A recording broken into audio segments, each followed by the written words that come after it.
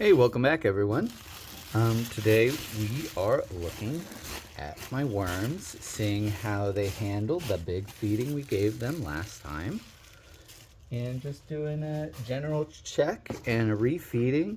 And this time I've got a big bowl of rotten tangerines from one of my fruit trees. So I'm just feeding it the ones that fell on the ground.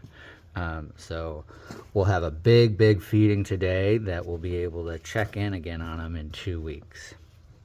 So I was actually needed some compost over the week for my garden, so I was able to just grab some here. So we already had that pulled out. Across the top, they quite often come up and they leave the castings. So I'm just going to move over those to the finished side, just so that they don't, so that I can have them ready next time I need them. And then, as per usual, I'm going to start at the side that I never feed on over here. And then I'm going to work my way back to the side that I always feed him over here on the left.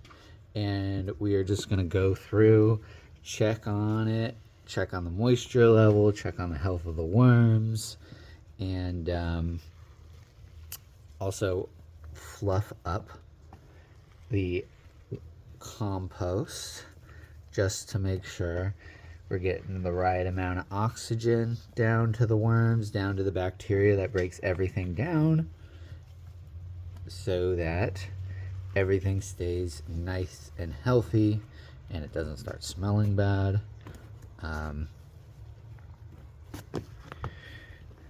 Yeah, look at this. We have a lot of very well broken down just worm castings. One of the other things you maybe can see in here is you actually see like bigger white spots. These are all eggshell chunks. Someone commented and said that these are too big for the worms to use, and the fact that we still see them in here, you know, makes me inclined to agree with them.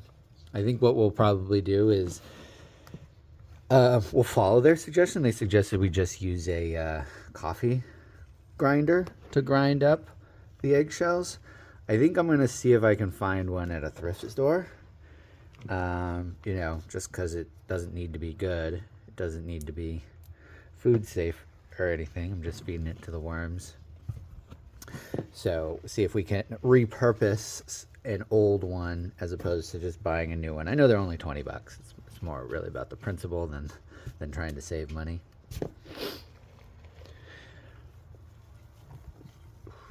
The other thing I am noticing, I mean, I am seeing a lot of worms. I have a lot of finished castings, so I need to get these dried out so that the worms leave here. This is not too wet. It's not sopping wet. I could squeeze this and it would come out, but it's maybe a little bit too wet to get the worms to like leave here and discourage them from going out. It combats quite well. I mean, which is good for the worms, yes, but it's, you know, it's a lot. So I'm going to make sure to add a good amount of cardboard today, because it's for sure not too dry. Let's put it that way. All right, so those are all my like completely good to go finished ones. I'm going to stack them up as high as I can here. The reason why I'm doing that up on the side is just so that, you know, they'll come into contact with more air, they'll dry out, the worms will migrate away, and then I can just come whenever I need it and pull it out and put it in the garden. Okay, so here we go. Now as we're going through a little bit more recent, you're seeing some of the, like, I think this is like a piece of broccoli that's a little bit harder. They'll get to that eventually. They usually only eat it after they eat all easier to eat things. And yeah, now that I'm not in the finished castings, there's a few more, there's just more worms here because there's food there, which makes sense. There's I think this is like an avocado skin. We'll break that up, Throw it over to the side. I think that's a mango pit. So some of these things, a lot of people will just take out of their compost pit as their their worm bucket as they're going on, because these will take much longer to break down. I like to see if I can get them to break down. Okay, here we go. This is another thing that takes a long time. This is a pit of a avocado. So let me see. I can't break it in half there. That'll help it break down. It's not quite started rotting yet. But I'm still seeing some food here in the middle, which means they probably have plenty of food. Some of the times when I check it, like all the way 2/3 way across the bin, is like every last morsel of food is gone. But I'm still seeing cardboard bits, which they will eat eventually. They prefer the vegetables, but the cardboard they can definitely survive on. And I'm seeing a few of the harder bits of food. Okay, so that's kind of where I fed. That's some of the stuff I fed them a month ago. Let's start getting into this last zone. This is where I kind of fed them 2 weeks ago last time. So I'm gonna pull that up and let's take a take a look at that. So you can see there's a lot more cardboard in here, shredded cardboard in here. You can see the eggshells. You can see them all throughout here. They like hanging out in that shredded cardboard, which is why I always add it. And then I'm seeing some, avocado skins. I'm not seeing a whole lot of food. Let's take a look at the next bit. Here we go. Yeah, once again, still a good amount of shredded cardboard. It takes them a little bit longer to get through all that. We got pits, but I'm not seeing any of like the easier to eat watermelons, softer things. Like here's like a skin. This is, I think, a tomato skin, but they ate all the flesh out of it.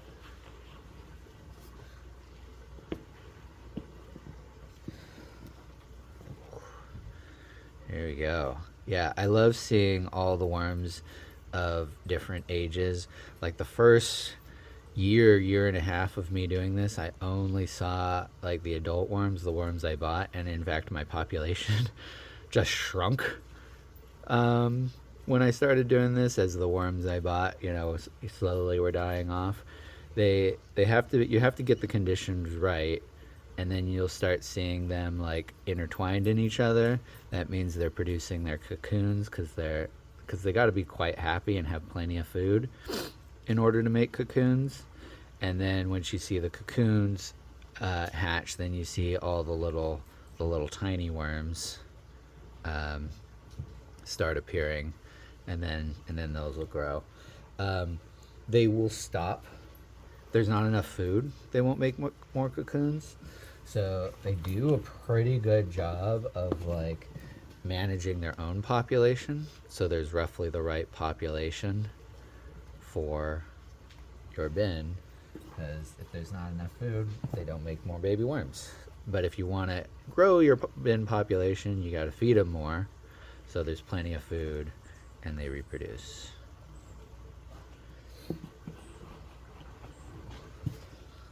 Yeah, I'm not seeing any easy to eat food. They went through it all, which means I'm for sure good to feed them more, and I'm definitely good to feed them a lot, which was the plan for today. Because not only do I have a bunch of rotten nectarines that fell off the tree, but I also have some strawberries that were no good that we're going to get rid of. So, as always, we start with our cardboard. Let's dump that in. Good amount, because there's a lot of moisture in fruit, and I'm adding a lot of fruit today. All right, and then we always add in our coffee. Gotta get rid of that. So I actually had a question about the coffee grounds, asking how do I prevent them from molding. Mold is a normal part of the decomposition process, and it actually helps the worms eat their food. The worms are decomposer, mold is a decomposer.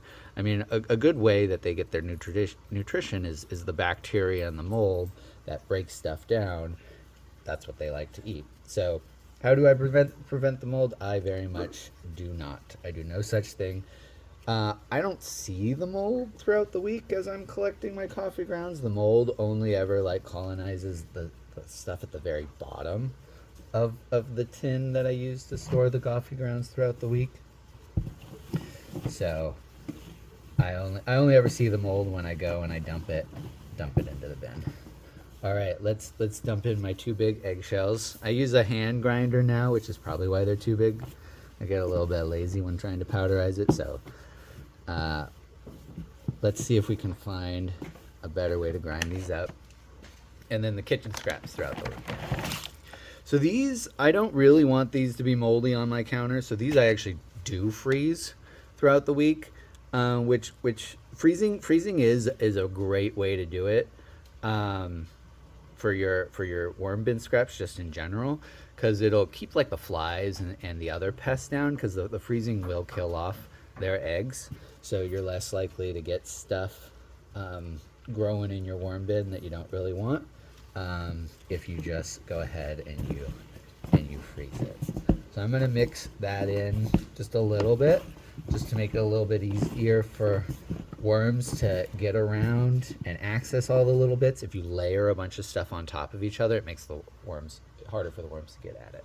And then let me add the fruit from our garden that is no good.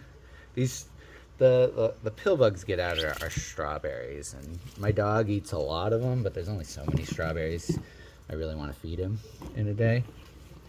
Let me go ahead and get a few more. This is a lot of wet stuff. Let me add in a little bit more.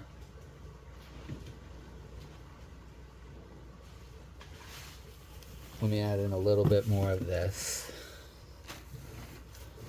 Give a good amount in here. So as you can see, this is actually someone else asked me, like, how do I prevent this from getting too deep? And you gotta just harvest it out. If I was really worried about it being too deep, I would spend more time harvesting from the right over there, because there is a bunch of stuff that's ready to come out, and as I'm pulling stuff out, the level drops. So that's like one of the easiest ways to keep the level down, is by keep pulling stuff out. And then I'm gonna put the worms on top to put it to bed. So the other thing is these guys can easily go down, 6, even 12 inches. You saw there, I had it like 8-9 inches deep when I was doing this, and there were worms all the way at the bottom. So especially if you fluff it up like I'm doing here, they're much more comfortable going down deeper. So this is getting pretty full though. So I will probably come throughout the week, and as this starts to dry out, I'll probably harvest all the way down to here. I'll just come and harvest across the top, and the worms will keep migrating down as I keep pulling it out throughout the week. Just makes it really easy, as opposed to some of the more manual harvesting methods you see people do.